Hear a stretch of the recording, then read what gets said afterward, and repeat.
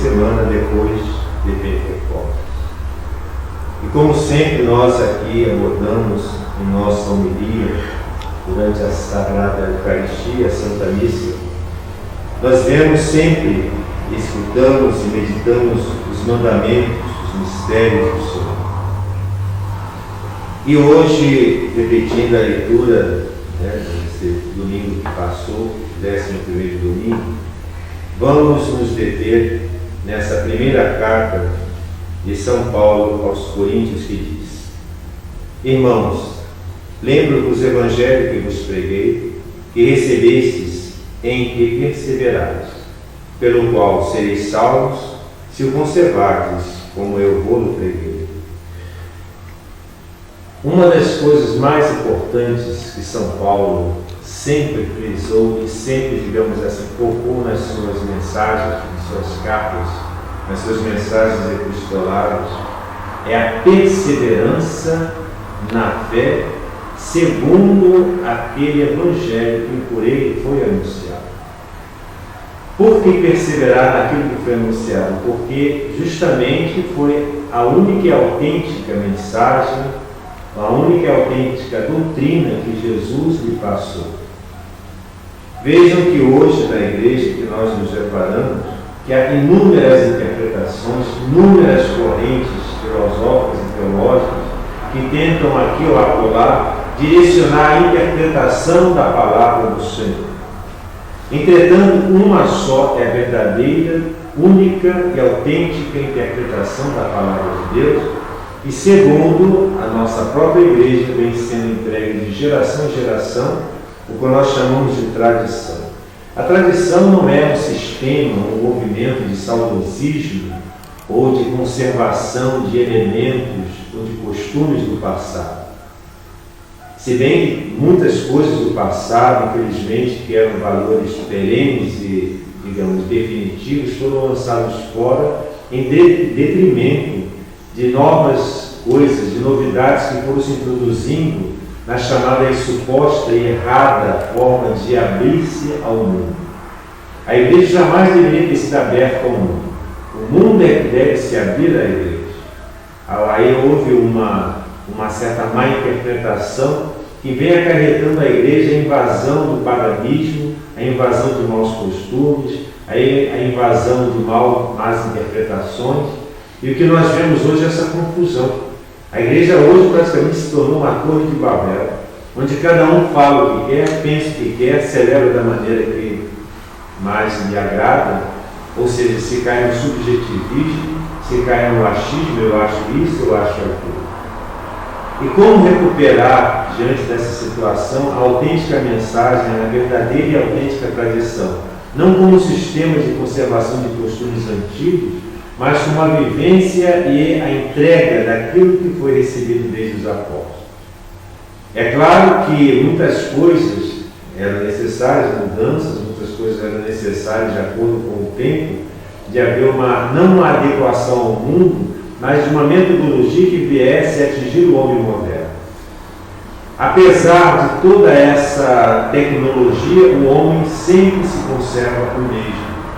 É o mesmo homem, a mesma natureza humana da era medieval e da era pré-medieval. O homem é sempre o mesmo, a natureza não muda. O que muda é a tecnologia, o que muda são as circunstâncias, o que muda é a situação que a pessoa se encontra. Naqueles tempos medievais não havia automóveis, não havia telefone, não havia celular, eletricidade é coisa recente. Conheci pessoas que viveram numa situação que não tinha eletricidade. Hoje a coisa mais corriqueira é você chegar na sua casa e automaticamente apertar um botão e iluminar o ambiente. Mas até pouco mais de 100 anos atrás isso não era possível. Talvez em alguns ambientes mais privilegiados e que tinham condições de ter aquela novidade da luz elétrica, mas nem todo mundo possuía. Até mesmo a televisão, até alguns anos atrás, de pessoas que muitas ainda estão vivas, a televisão não existia. O telefone não é tão antigo também assim. A tecnologia evoluiu de tal maneira que ela cada vez mais se desenvolve, cada vez mais ela fica dinâmica, entretanto, o homem continua sempre o mesmo. O homem continua egoísta, continua sempre agindo com segundas intenções, o homem continua corrompendo os outros e se corrompendo. O homem, a natureza humana, ela não houve uma mudança em si. E é justamente nesse ponto em que a igreja tem que atuar.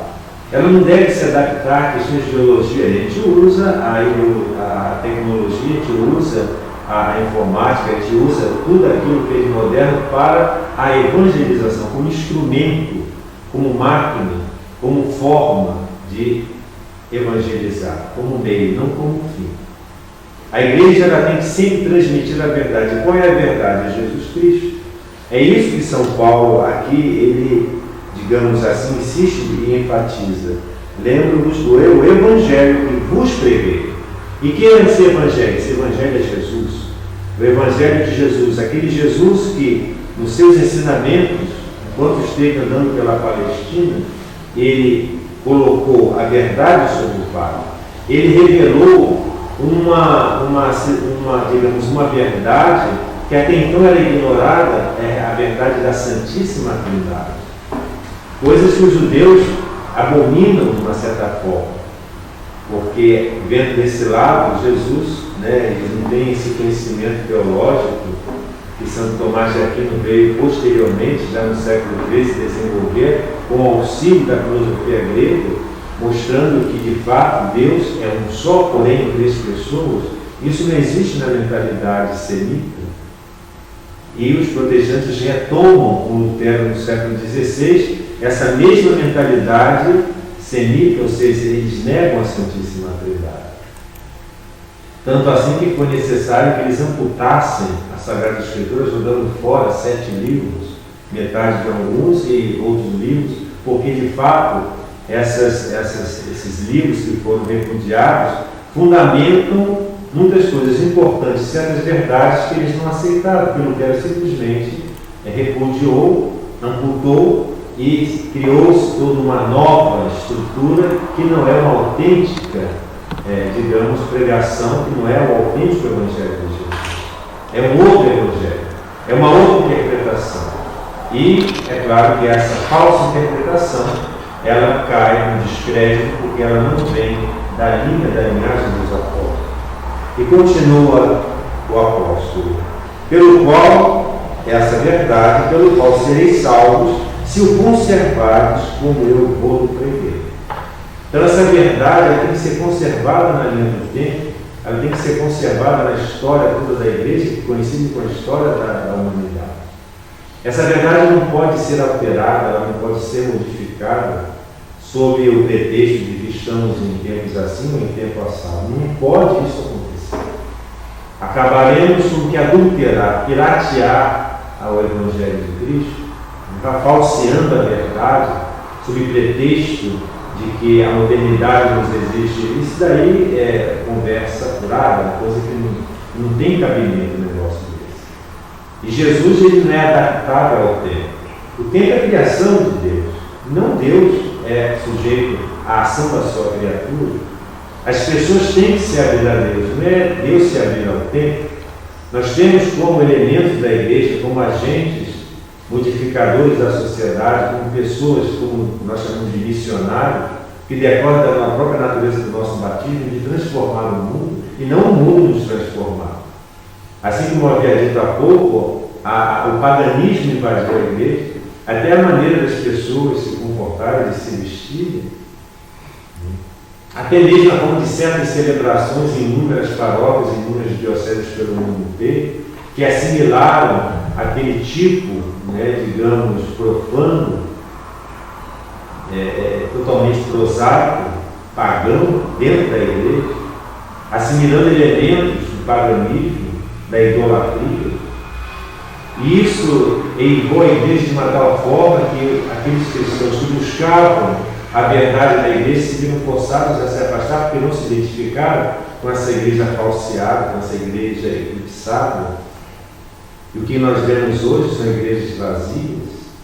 Essa pandemia que veio aí a ocorrer, já há mais de um ano, quase um ano e meio ou mais, ela veio desmascarar essa realidade. Mostrou na realidade o que na grande maioria do clero, ele, na verdade, a quem serve, eles servem-se a si próprios, como diz Santo Agostinho, né? São pastores que apacentam a si próprios, que buscam seus próprios interesses, que abandonaram o povo nos momentos mais importantes, onde mais precisavam do auxílio do sacerdote, do abraço da igreja, do agasalho da graça e do sacramento. E o que nós vemos aí foi uma verdadeira debandada geral. E ainda insistem nesse tipo de comportamento, de atitude, que a gente hoje mais ainda percebe que é intencional, é de forma adrede que eles agem, de forma proposital. A quem serve, afinal de contas, com certeza não é a Deus, com certeza não anuncia o Evangelho de Jesus.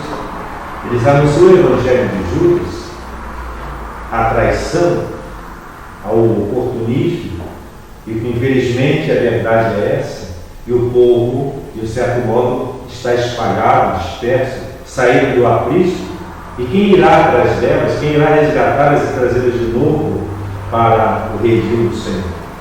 A vinha do Senhor foi devastada, não por outros mercenários, mas por falsos pastores dentro da igreja, que ainda insistem de maneira, digamos, contumaz e de forma totalmente, quiçá, diabólica, a destruir a igreja. Mas quem vai separar o joio do trigo não serei eu, não serão outros sacerdotes ou mesmo leigos. Quem vai separar o joio do trigo é o Senhor. Isso é a função dele, não é nossa. Cabe a nós identificarmos quais são as árvores boas, quais são as árvores ruins pelos seus frutos, mas quem vai podar e quem virá com o machado ao caule, a raiz, é Deus, não somos nós. Não é essa a nossa função, não podemos usurpar uma prerrogativa que não é nossa. Então, qual é a nossa perspectiva, qual é a nossa, digamos, atitude diante dessa situação? É de permanecer nos pés do Evangelho de Cristo, custe o que custar. Porque essa atitude de adesão total ao verdadeiro Evangelho vai nos custar o sacrifício, vai nos custar aflições, tribulações e até mesmo a morte. Assim como os primeiros cristãos, diante daquela idolatria do Império Romano, em que os obrigavam a acreditar naqueles falsos deuses pagãos, e eles até a última hora ficaram firmes na sua fé, e seu sangue foi derramado nas arenas daquela época, naqueles anfiteatros, viraram um espetáculo para aquele povo. A morte deles foi de fato semente de novos cristãos, como diria Tertuliano. Assim nós também hoje somos sacrificados, somos imolados diariamente pela nossa escolha exclusiva ao Senhor, ao seu Evangelho. Então que esses ensinamentos que o próprio apóstolo São Paulo nos coloca, e coloca de uma maneira muito clara e evidente, exige de nós uma postura de coragem. Coragem essa que advém do próprio sacramento, que nos fortifica o Espírito Santo em nossa alma. Então, portanto, amados irmãos, sejamos fiéis a Cristo, sejamos fiéis ao seu Evangelho, sejamos fiéis à autêntica e verdadeira igreja. Não nos deixemos intimidar por nenhum tipo de falsa autoridade que usurpa certos setores da nossa igreja e que nos obrigam e querem nos obrigar a cultuar falsos deuses, a tomar certas decisões que vão, digamos assim, cumprir aquilo que Cristo determinou. Essa coragem que vem do próprio Espírito, ao qual nos ensina que nós devemos ouvir o Senhor. Esse é o meu Filho bem amado, no qual propus a minha complacência. Escutai. Escutamos a Cristo, escutemos os seus santos, escutemos todos aqueles que, unidos a Jesus, hoje no céu glorificam. Unamos-nos a eles para que nós também possamos merecer, ao final do tempo, ouvirmos aquelas palavras doces do Senhor que saem do seu sagrado coração. Vinde, servo fiel, entre na alegria do seu Senhor. Louvado seja nosso Senhor Jesus Cristo. Assim seja,